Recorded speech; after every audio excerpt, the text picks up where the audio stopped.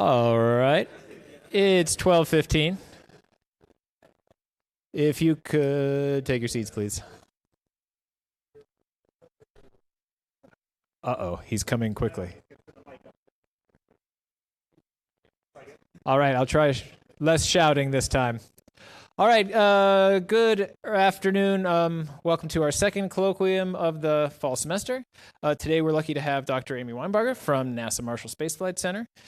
Amy got her PhD in physics from the University of Alabama, Huntsville, and then had a bunch of stops along the way to coming back to Huntsville at CFA, SAO, and NRL before taking on assistant faculty job at Alabama A&M in Huntsville, and then moved to NASA Marshall after that, where she became involved in sounding rockets. Amy has been a real leader in heliophysics, sounding rockets, taking imaging and high-resolution spectroscopy of the upper solar atmosphere, PI and project scientist role on CLASP and High-C and MAGIX and all sorts of great stuff that she's going to tell us about today. Okay, so let's welcome Amy. Thanks a lot. Hello. Hi, everyone. Thank you so much for coming today. My name is Amy Winebarger. I couldn't be more excited to be here at CU. The last time I visited CU was sometime maybe mid-2010s, and so it's great to be back. And I'm going to talk to you today, if I can get my computer to work. I'm going to talk to you today about my favorite kind of instrument, which is an imaging spectrograph. And I've got a lot of things I want to tell you about them. And this is kind of like a goodwill tour for imaging spectrographs because I've been working on them for like almost the last decade now. And right now they're finally coming up to where we're starting to propose them for larger missions. And a lot of people who remember imaging spectrographs from back in the day, in their very early versions of the imaging spectrographs, maybe don't really know how useful they are. And so I wanted to come out and talk about that, talk about the data. I'm going to be giving a parallel talk tomorrow at SWRI where I really dig into the math of inverting the data from imaging spectrographs. But today is going to be kind of a broad overview of imaging spectrographs. But if you want to come to that talk at SWRI, I think it's at 10 or 11 tomorrow or something, you can send me a link. You can send me an email and ask me for the link too, because it's going to be virtual as well. Sorry, 11. Thanks, Kelly.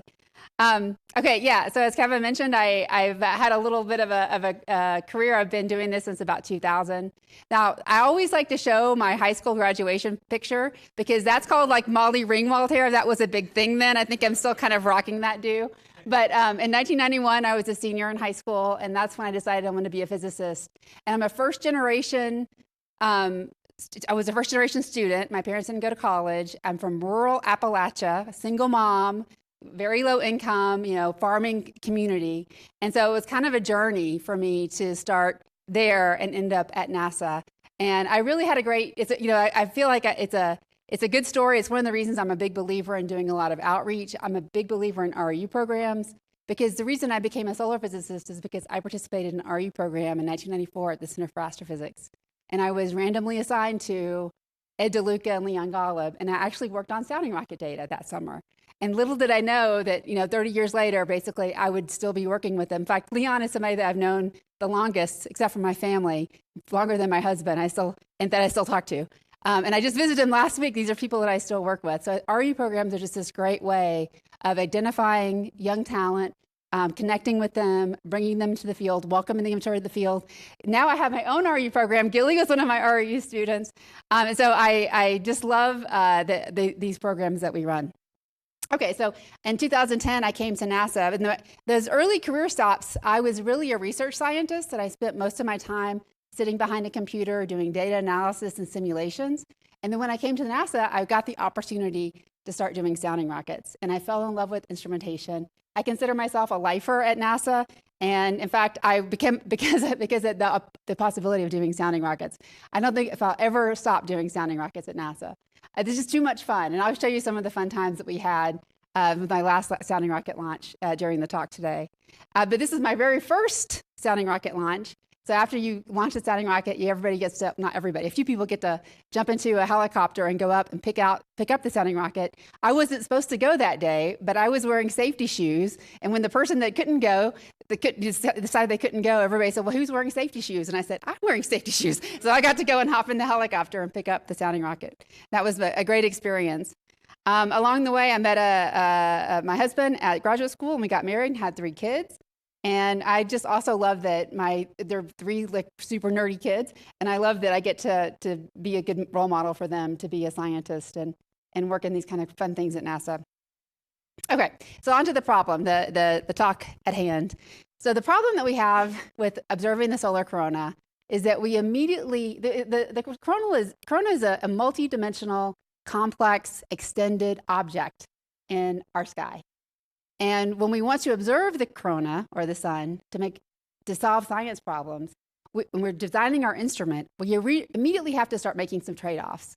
We have to trade off between our field of view, our spatial resolution, our cadence, our time frame for observing, the volume of data that we're getting back. And so it's really difficult because the corona is also unpredictable. It flares. We want to capture these dynamic events, but we're never sure where they're going to happen on the sun. And every time we make these decisions, we're limiting the observations. And so it's my goal of today is to convince you that imaging spectrographs are a little bit of a cheat to be able to get additional information on our 2-dimensional detector that will help us answer some key solar physics questions. And I'll talk a little bit about what an imaging spectrograph is in just a second. Next slide. Sorry, an imaging spectrograph is an instrument this is what I consider an imaging spectrograph. An instrument that has a grating, that has spatial resolution, and that has a wide field of view. And so this picture that's shown down here below is a classic picture from an imaging spectrograph that was taken about 50 years ago. And you see all these different little suns, and these little suns are different spectral lines. This is a picture that's taken, this is helium-304 right there, just kind of peeking around the edge. And this goes to oxygen-5, 620, I think. And the data that come from imaging spectrographs are called spectroheliograms, or more colloquially, overlapograms, sometimes called confusograms, because they're very hard to analyze because they're overlapping information. So there are places in the imaging spectrograph where you have 2 different spectral lines that overlap, and you're not sure if the signal belongs to this sun or belongs to this sun. And that's one of the reasons that we stopped taking this kind of data. I'll get a little bit into the history in just a second. So my goal for this talk is to tell you why we need imaging spectrographs, and then to talk a little bit about the history of this kind of instrumentation. Obviously, we used to take this kind of data, but we don't anymore. And then I'm going to give you our recent results from our sounding rocket instrument that we just flew in 2021 called MAGIX. So the most straightforward reason I can give you of why we need an imaging spectrograph is first, why do we need a spectrograph anyway, for any reason? So when things like magnetic reconnection happens and we have large-scale energy release, lots of things happen. We have increase in temperatures, we have increased radiation, increase in density, we have extreme velocities, and we also have changes in the plasma composition, the abundances. And to measure any of those things, you need spectroscopic information. And of course, for solar flares, these are large events, so we need that spectroscopic information over a large field of view. But even for things that are small, even like for microflares or much smaller events or waves, we would like to have that same amount of information at the spatial and temporal scale that are important for those events. So this is our holy grail data set that we would like to get from the sun: the temperature, the density, the abundance, and the velocity as a function of space and time.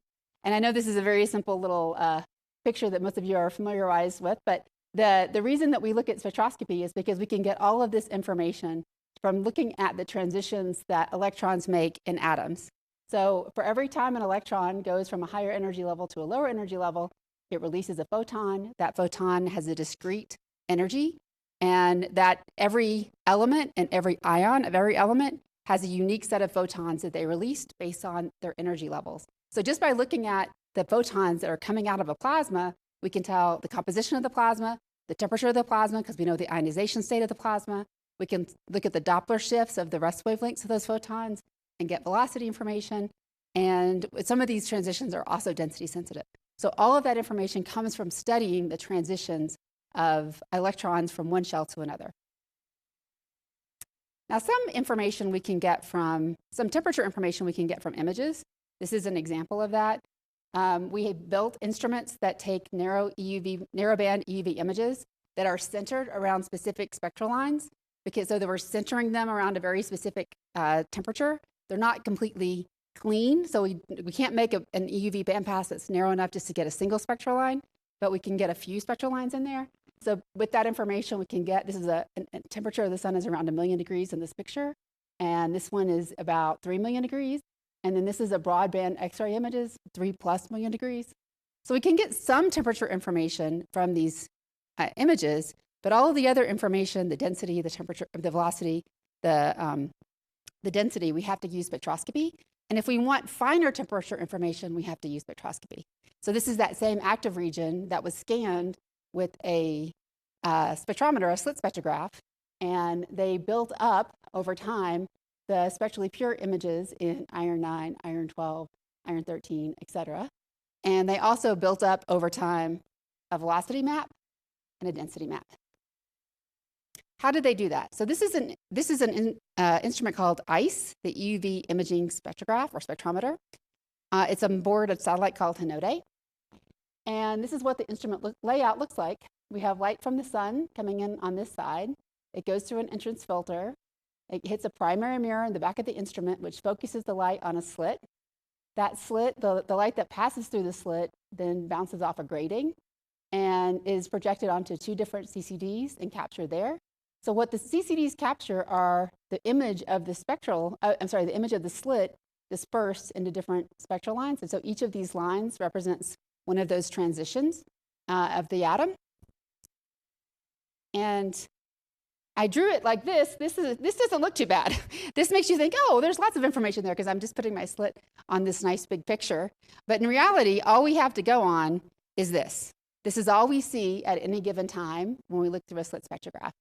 And what I'd like to think about, one of the things I tell people, the problems with slit spectrographs, even though they're very easy data sets to analyze, the problems with slit spectrographs is that you're just limited on your field of view. You just can't see what's going on.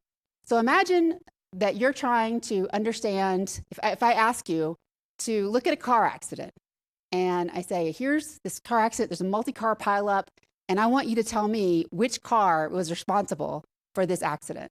But you have to look at that car accident through a slit. So you're trying to aim your slit at the right spot, and you're trying to figure out where to point, and you can only look at one part of the car accident at one time. It would be very difficult to determine what is the responsible party for the car accident. Now try to take that same thing and apply it to a solar flare. We're going to try to understand the dynamics of a solar flare by looking at this very little tiny slit. Try to understand what triggers a solar flare. Where's the energy in a solar flare? By looking at this very little tiny slit, it seems almost impossible.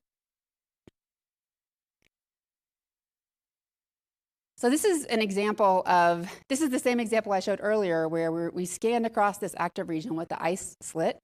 And this is a quiescent active region.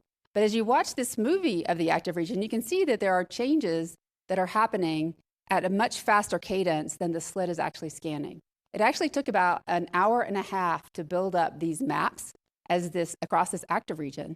So what does it mean when you have a map that takes an hour and a half to build? Again, go back to the car accident example. You're scanning across the car accident slowly over an hour and a half, and you get some kind of a composite image. What does that image tell you? Is there any information in there that you can use? Or you really know anything if you have this composite image that takes an hour and a half to make? Now, it's even worse if you have a flaring active region. This is an example from IRIS, a different slit spectrograph, where this is a slit jaw image, so we know there's a huge flare going on, this large-scale event. But the only diagnostics we get are when the light passes through this very narrow slit. So we can tell you something about what's going on there, but that doesn't tell us anything about what's happening over the rest of the flare. So the opposite problem is slitless spectroscopy. So if we throw out the slit and we image the whole field of view, or a much larger field of view, can we then get some information? Now we can take data at high cadence, because now it's just like an image. We can take a large field of view at any given time, but how are we going to deal with these overlaps? So that's the first part of my talk, why we need imaging spectrographs. So didn't we used to take this kind of data? So I'm going to tell you a little story, and the story I'm going to tell you comes from this kind of paper that's, I guess they used to do this more earlier APJ papers, where people would write almost like memoirs of their life, of their career. And so this was a memoir from Richard Towsey, who is one of our very first sounding rocket pioneers. From the sounding rocket program really started at Naval Research Lab in the 1940s. And he was one of these original guys that did sounding rockets back then. And then he wrote, this 20-year survey of what happened. And when I was originally giving this talk, this first time I gave this talk, I gave it at Harvard. So I wanted to relate it to this Professor Lyman, who was a Harvard professor. So Professor Theodore Lyman, might recognize that name, the Lyman sequence. He was studying the UV spectrum from hydrogen at Harvard in a crude vacuum system. And at that point, they knew that the UV light didn't pass through our atmosphere, but they didn't know how height dependent or altitude dependent that penetration was. And so they actually thought, and several experiments happened, that if you went up to like a mountaintop and did experiments on a mountaintop, that maybe you would see the UV spectrum up there.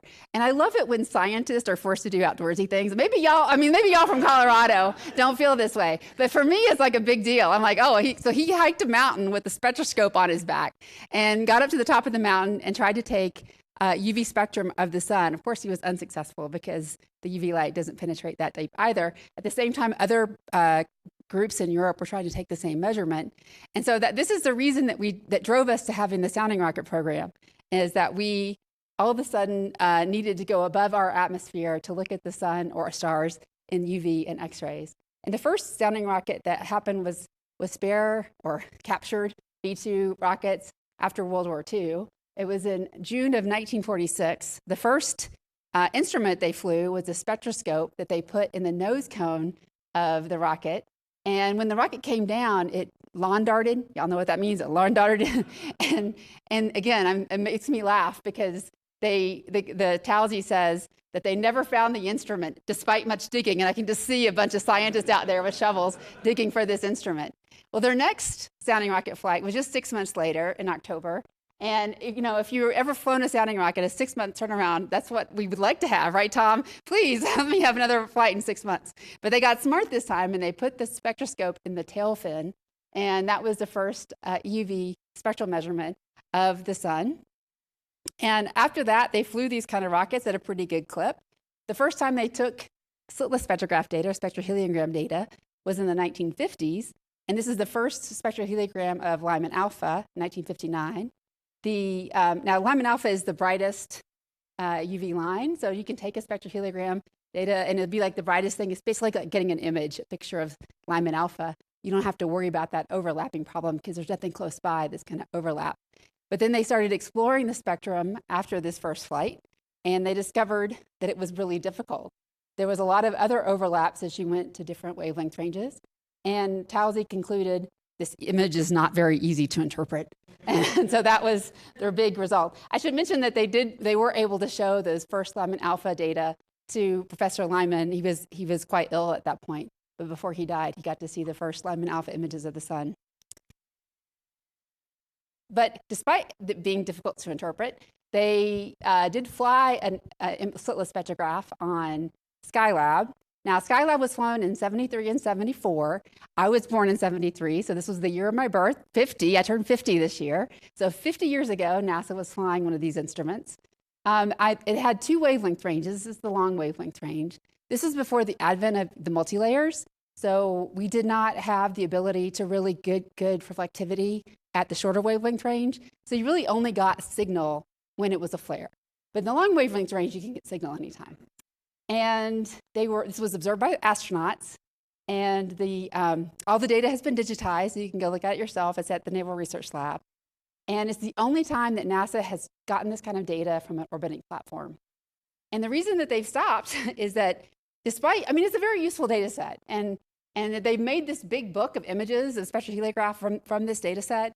And anytime you're like wanting to go and kind of see what does the sun look like in this wavelength range, it's very useful. You kind of go and you plop down. It's like a coffee-sized table book. You plop it down and you start leafing through, looking at the data. And so it's very useful, but they got very little science out of it except for during flares, because flares are very compact. So it was easy for them to extract intensities from flares or look at the spectral lines in flares, but it was very difficult for them to look at the extended sun. And this was not for lack of trying. In fact, they would even take this data. So one way of helping to unfold the data is to have the same data taken with different angles of dispersion. And so they would actually flip the instrument and take the data, with east being to the right, and then they would flip it so the east was to the left, and they would try to invert it that way, and they were just unsuccessful. We can talk about reasons why, and I think it would be a great grad student project to go back and harvest this data set, because I think we have a lot of the tools now we need to understand and unfold this data. And to be honest, I actually tried to find data that was taken on my birthday. Wouldn't it be great to have a data set like on the moment of your birth, this was happening? But unfortunately, the astronauts must have been sleeping at that moment because they didn't take any data. All right, so let me tell you about my instrument, MAGIC. So that's kind of the last time we normally took imaging spectrograph data. And then it's been taken from sounding rockets a few times since then. But most recently it was taken by my sounding rocket called MAGIC, the Marshall Grazing Incidence X-ray Spectrometer. This is the MAGIC team. We flew in and we flew in 2021, and we were supposed to fly in May of 2020. And so everybody thought, oh, it's just going to be like a couple months delay, right? After we all got COVID, and it didn't happen. So we had to wait until July of 2021. And we were kind of at that moment where everybody was taking their mask off. And it was a very amazing time to come back and fly a sounding rocket, because it was the first time I'd seen a lot of my colleagues in over a year, because we'd all been virtually working. And we came back to White Sands. We all could take our mask off. It was right before, was it Delta? I think the Delta variant started. And so the last day of the campaign, we all had to put our masks back on because of the Delta variant. But it was a great, sounding rocket campaigns are always amazing, but having a sounding rocket campaign after having a year pandemic was even better. So it was a great time. So this is all our group. And I just want to mention that this is Leon Golub. Leon is was my RU advisor when I was 22 years old, and I still work with him. So he still comes on my launches. I feel funny showing this slide to this room because y'all are all sounding rocket people. You know at least sounding rockets. But a sounding rocket is a suborbital instrument. We call it a sounding rocket, not because it goes boom, but because it flies a scientific instrument. The sound is a naval term. Sounding measures the depth of water. And so that's why they call them sounding rockets. They go up, they come down.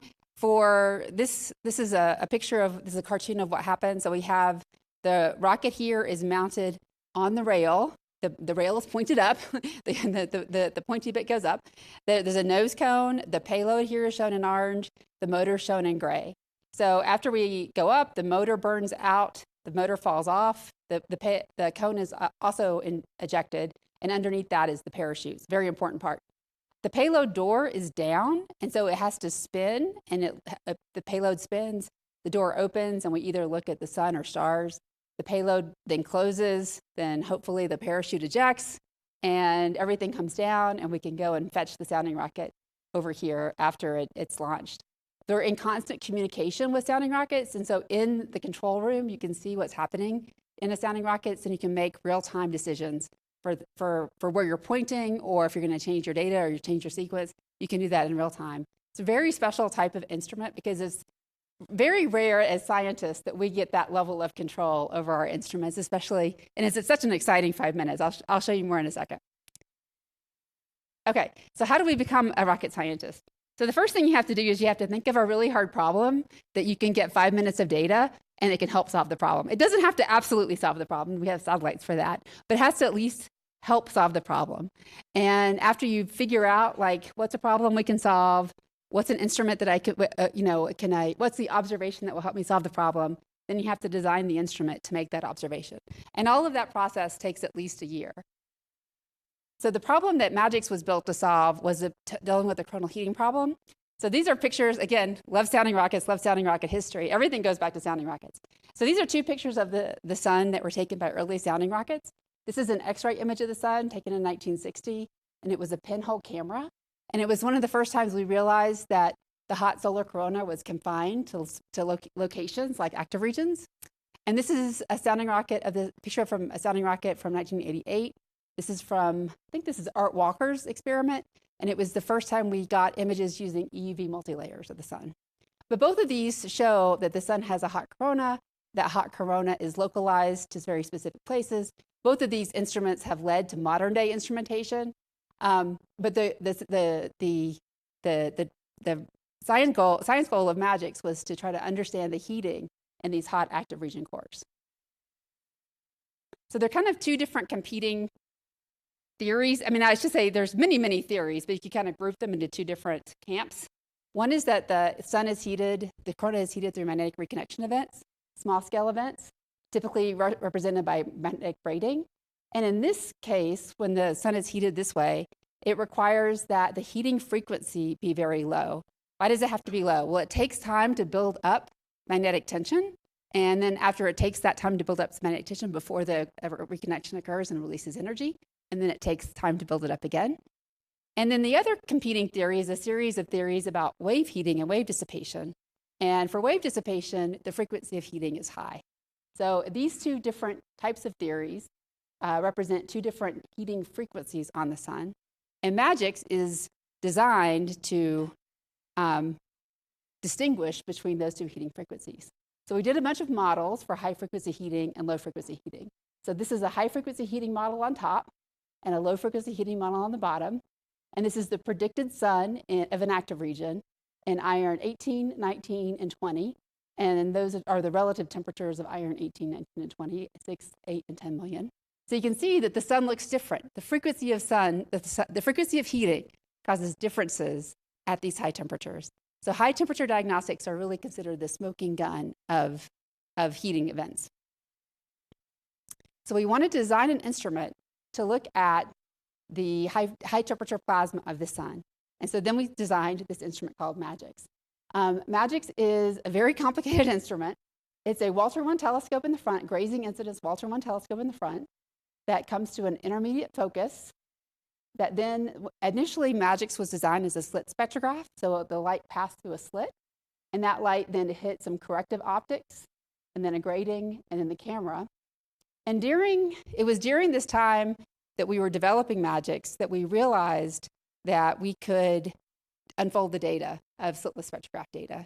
And so we decided, let's take a crazy turn and take out our slit and make it into a slot. So Magix all of a sudden became, a wide field spectrograph. It doesn't see the whole sun because there's an internal vignetting issues, but it sees a portion of the sun. Magix had a lot of technology development to make this happen. We developed a new method of polishing mirror mandrels to then form X-ray optics. We developed new X-ray grading techniques.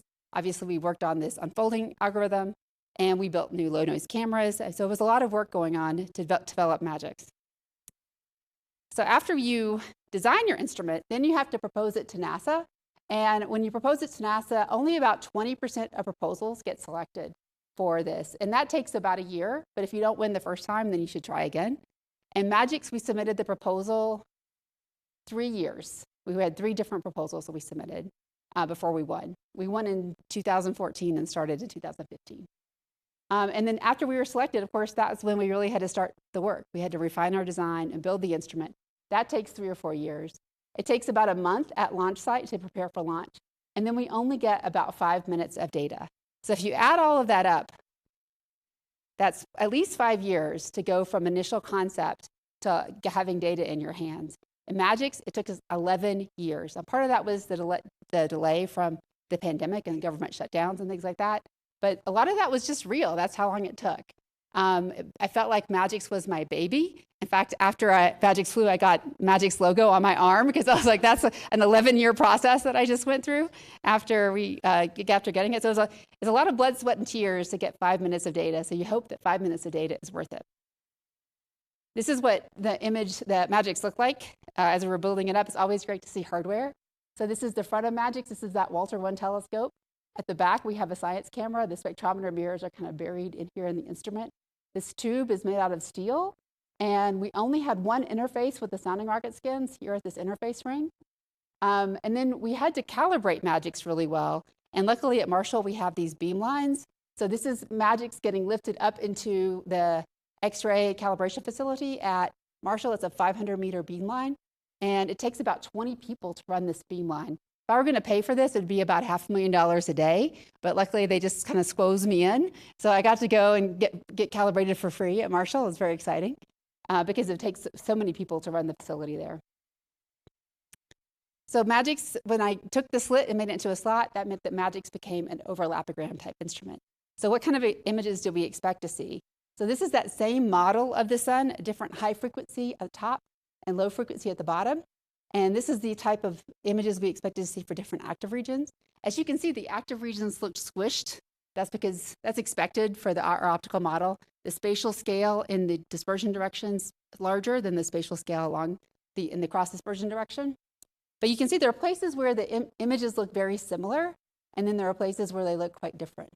So that's what we're really going for. We knew that we had diagnostics in this wavelength range to see the differences from different types of heating events. All right, so we launched in 2021. I'm going to show you a series of videos on my next slides.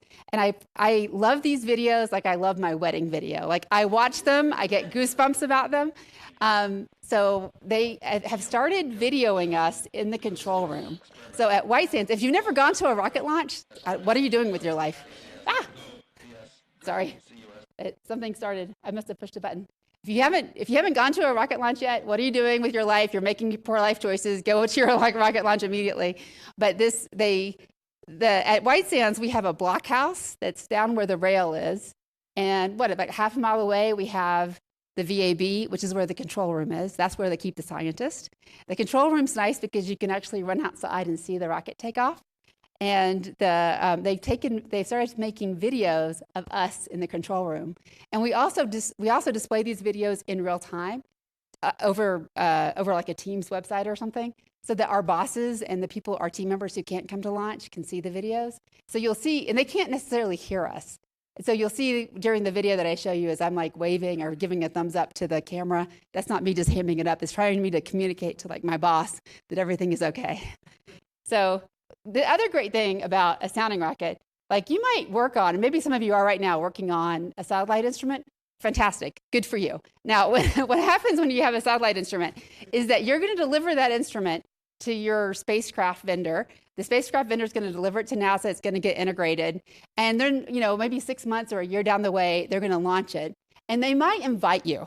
They might invite you, but they're not going to let you come into the room and wear a headset. They're going to put you in the cheap seats, okay? When you're a scientist and you're launching a sounding rocket instrument, you're wearing the headset, you're saying go, no go, and you're actually driving and operating the instrument in real time during launch. And there is really nothing like it. As a scientist, it's the best thing you can do.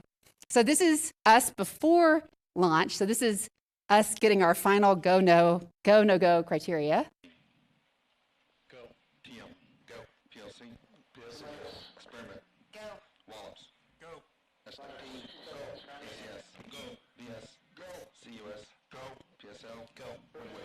Check 235.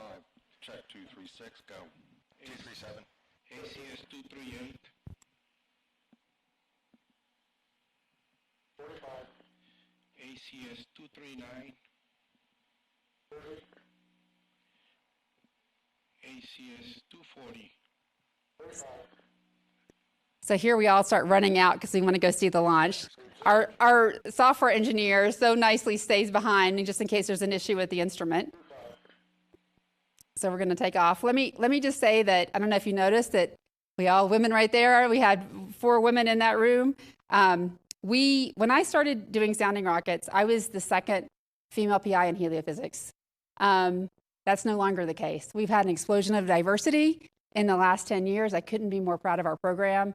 Basically from the 1940s to 2001, we had no women leading sounding rocket instruments. So it's very exciting to see the explosion of diversity we've had in the last 10 years, and I just hope it continues to increase. Okay, so no sounding rocket talk is complete without a launch video. There we go. It was a beautiful launch that day. The first stage burns out about 15 seconds. You can kind of see it. You can see that little twinkling there. That's the first stage falling back down. The second stage picks up. And off it goes. So then we come running, after we've run outside to see it, we come running back in. And we're all excited. It's like a great day.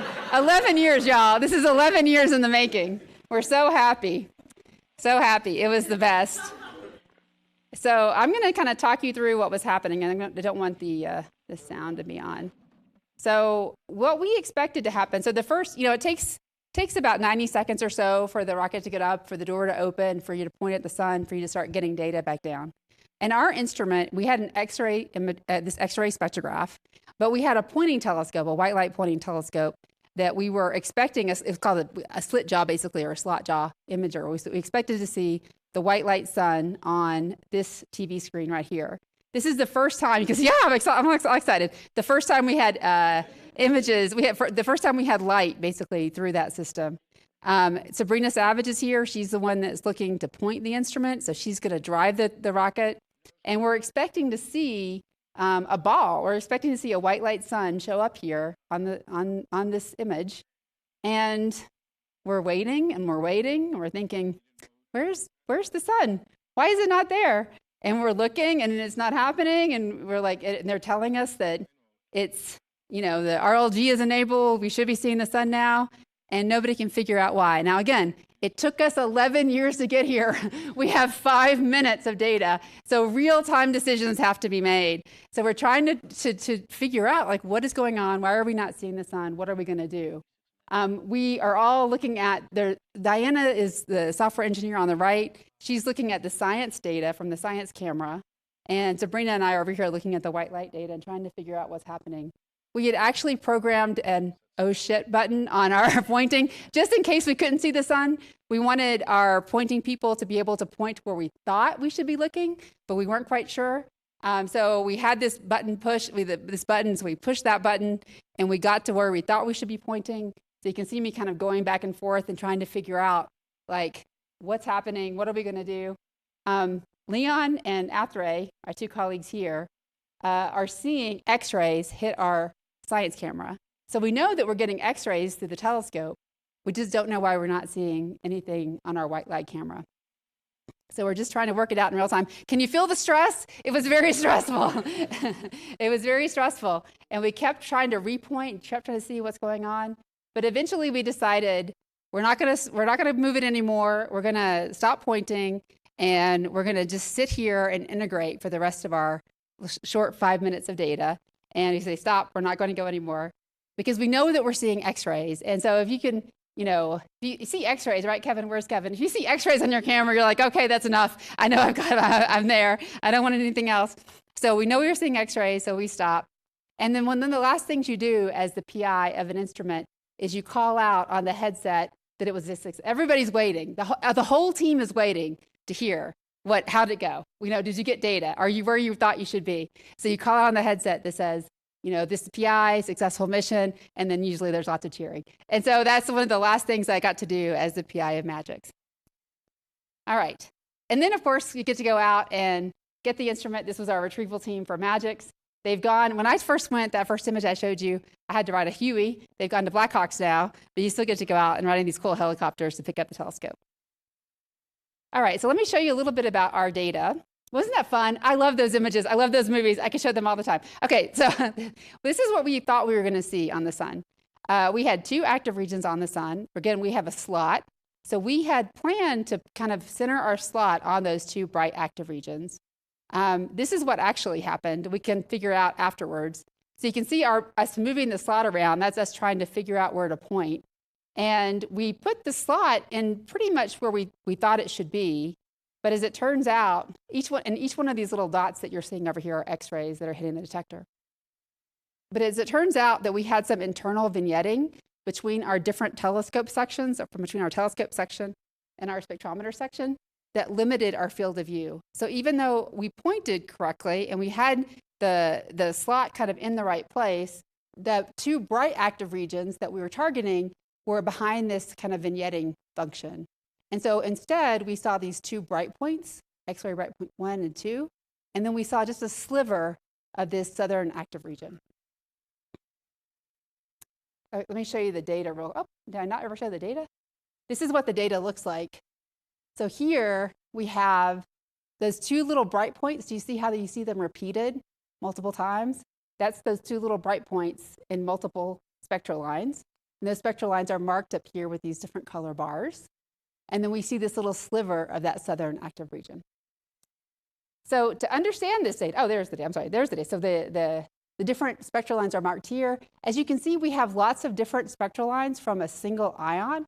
So the iron-17 ion, we have multiple spectral lines, neon-9, oxygen-8, oxygen-7, all kinds of great high-temperature diagnostics here. And we saw all of those in this data set. So to understand this data, we have to unfold it or deconfuse it. And so we have this method, and it's a complicated problem. And don't you love it when someone shows you, so this is a complicated problem, but let me show you a really simple equation that describes a complicated problem. So this is our very simple equation that describes our complicated problem. Basically, we want to know something on the sun. In this case, we're going to talk about emission measure, but it could be anything on the sun. We want to know something about our solar observations, and we have data, y. So x is what we want, and data is what we have. And M is what goes between what we want and what we have.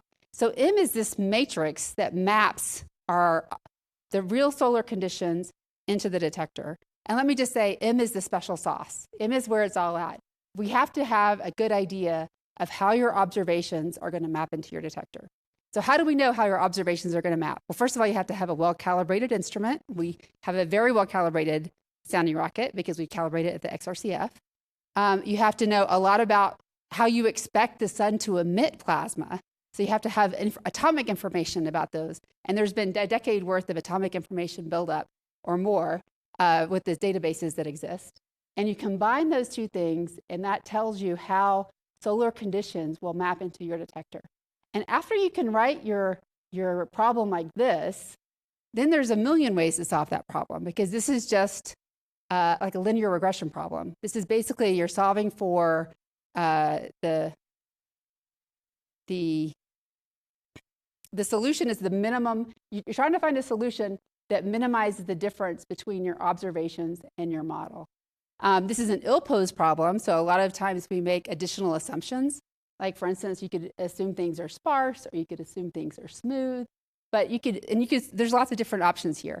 But after you can write it that way, and after you know that relationship between your observations and what you're trying to measure, then you can find a way to solve it. And like I said, tomorrow I'm going to spend a whole talk just describing basically this slide, how you go from one side to the other, and what is really the math that's involved here, because that's where things are tricky. And it's not without, if we didn't have the good calibration and we didn't have the atomic physics databases, we could not solve this problem. This only comes because we have both of those now. That's why they couldn't solve it in the 1970s and why we can solve it now. Okay, so we do the solution. So this is the data. What goes into the inversion is the data.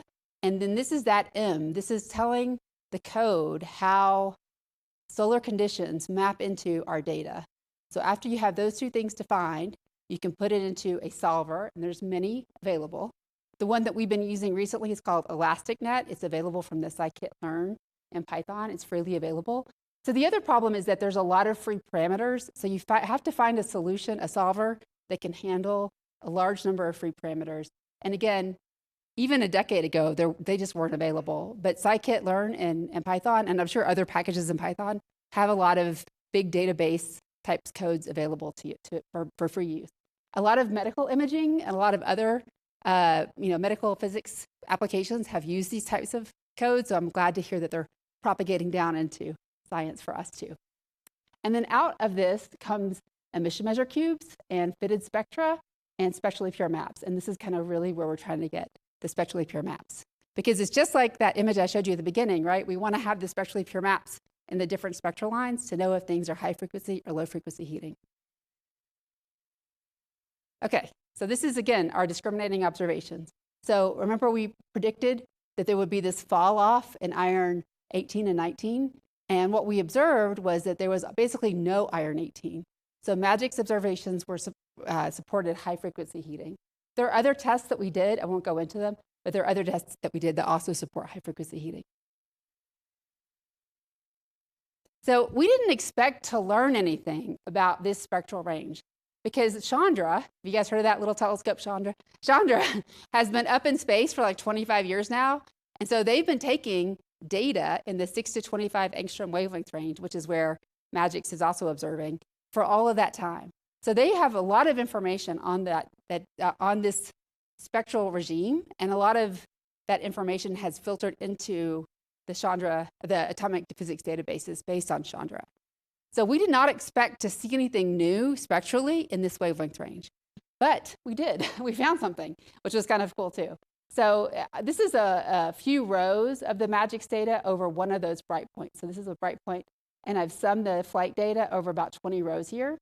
And the black is the flight data, and the red is the fit to the flight data.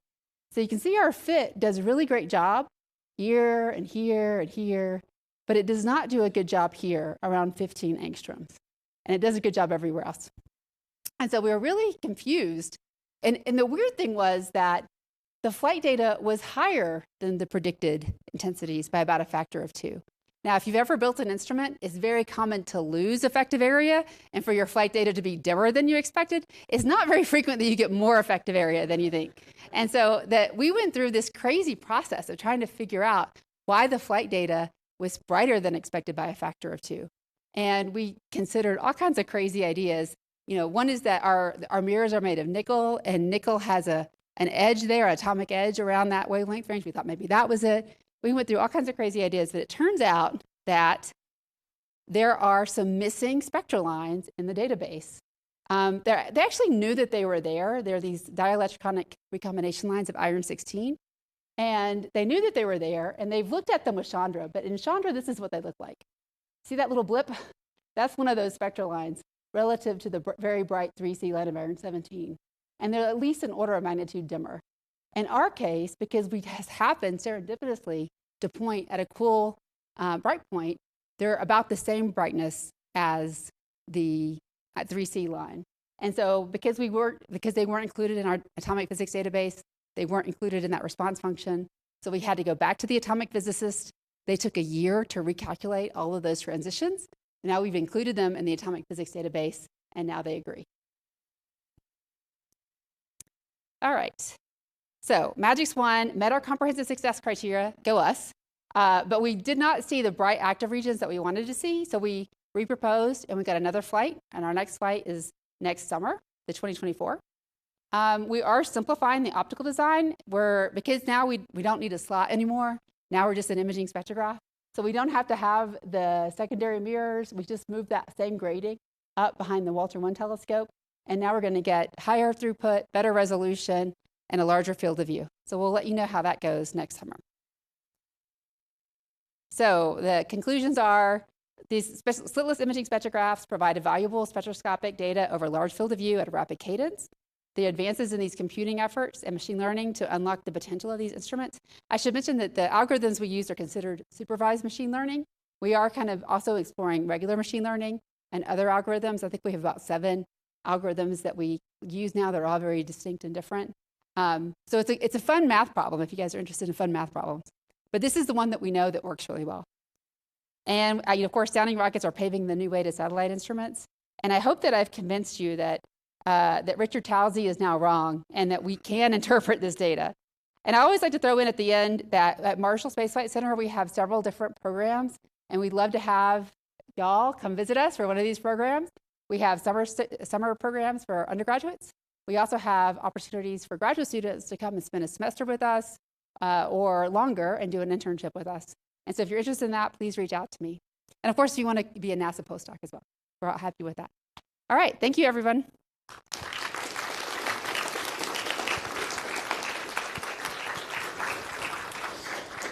Great talk. Thank you, Amy. All right, we've got time for questions. I guess I'll run things around. Run, Kevin. You can stand up too and cut 3 steps. Hey, great talk. I loved it. Thank you very much.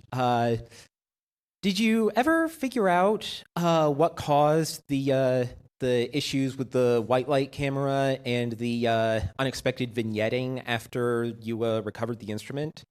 So yeah, that great question. That white light camera was just scattered light. We just did not have it buttoned up tight enough to get around the scattered light.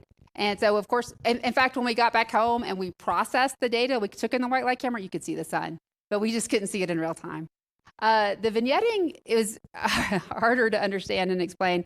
I mean, it's not impossible. So the original instrument, remember, has 2 grazing incident set of optics that are 1.5 meters apart that we had to align. And so it's like aligning a straw with another straw 1.5 meters away and expecting light to go straight through. And instead, one of those straws was a little cockeyed, and so it vignetted it a little bit. It wasn't vignetted much. It was actually only, something like an arc minute off of a pitch. But yeah, that's what happened. Now that we've gotten rid of that, though, we don't have to worry about that next time.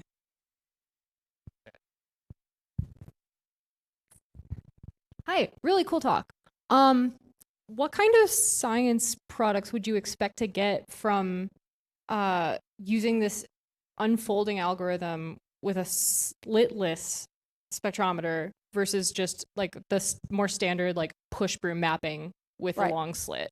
And are you reverting to a slit for the second launch because of like that will hopefully solve, like you won't have to deal with the vignetting issue? No, we're not going back to a slit. Well, no, I will never fly a slit again.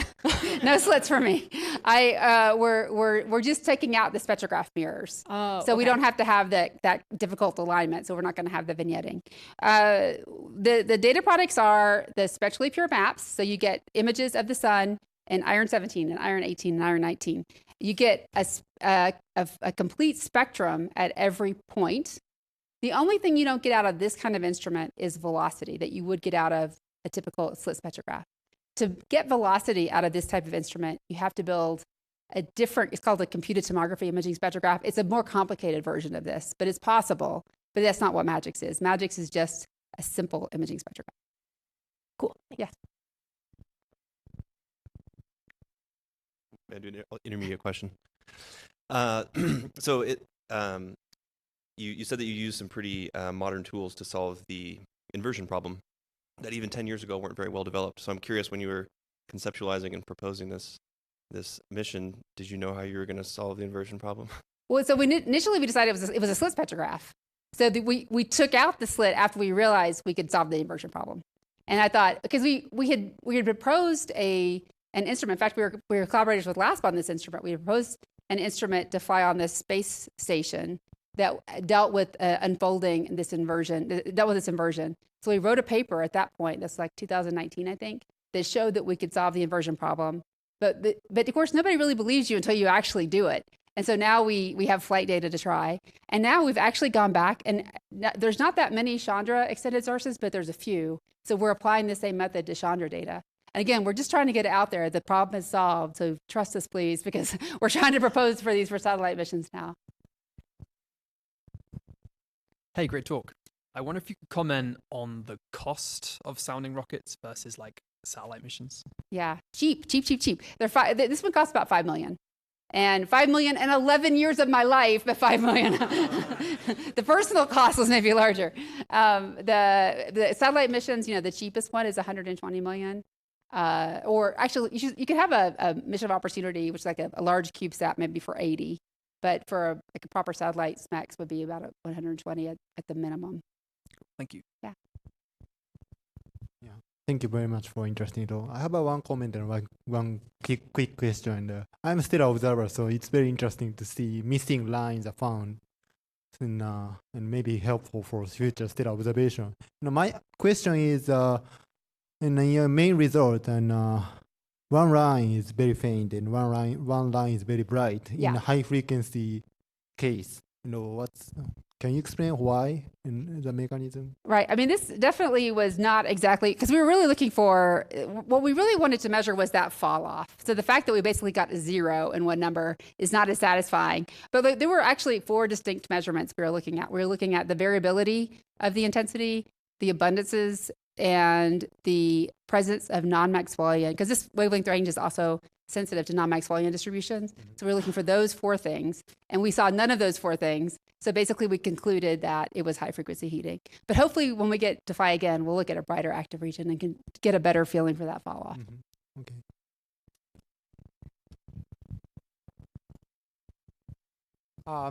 I think there is a University of Colorado connection with the early part of the sounding rocket program. And if I mention something that's not quite correct, I hope somebody will correct me. And that is Professor Bill Rentz in the physics department developed star trackers. This is, I think, late 40s, maybe early 50s. And they were used in the early, or maybe still used in the early rocket programs. And then Ball Corporation decided to go into the aerospace business and incorporated this technology and developed Ball Aerospace, which of course has produced many scientific instruments, including a lot of the instruments on Hubble. Right. So there is an early University of Colorado connection. Yeah, you guys were very involved, I think, very early on with the sounding rocket program. But I'm actually doing a little bit of a history lesson right now because I was asked to give a talk on the history at AGU. So I'm trying to dive back in and then learn more about those early years. It's unfortunately hard to learn because a lot of the information is just lost except in these like memoir papers. Yeah, great talk, Amy. So- Amy. So I have a question about the, you said you kind of support more high frequency Yeah. heating versus, but I haven't got the rationale of how you get to the conclusions. So is this, I think some of the machine learning that you said that you are doing Yeah. to support high frequency versus low frequency? So it's not machine learning that we're using machine learning to get the intensities out, Okay. but it's the intensity fall off that supports high frequency. And so I would say, in my opinion, is that this, at least this, Fall off with time? the fall off with temperature, With temperature? the temperature. So the temperature fall off. Yeah. And so this one example suggests that there's wave heating is dominant. And I think that, you know, that's not a crazy idea. That's a, Yeah. I think, pretty well accepted Okay. thought. Thank you. So how much, I mean, that the ability to generate those high temperatures with waves must depend very much on the wave spectrum you inject and everything. So Yeah. are there not solutions with wave heating that would also produce those high temperatures as well? How can you So it's not know exactly the wave spectrum? It's not the spectrum of waves. It's the frequency. So at least the wave heating models that we've seen, they tend to produce that the heating is kind of bursty and constant.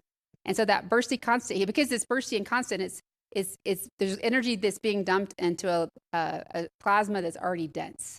So it never gets to that high temperatures because the density is high, so it can radiate very efficiently. So magnetic reconnection, on the other hand, happens after these long delays. So you have this long delay, and you basically have an empty loop or an empty structure. And then you have that reconnection. So there's no, everything happens like a flare. So there's the electron beams and et cetera, et cetera. So there's no high density plasma to radiate the energy away. That's why we get the higher temperatures with magnetic reconnection. Thanks.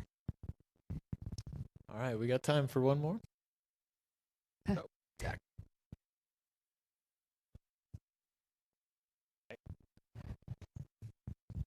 Thank you so much. I'm curious in the inversion problem, how does it depend on time? In the sense that you like things are changing, or are things changing at all over the course of your 5 minutes of observation?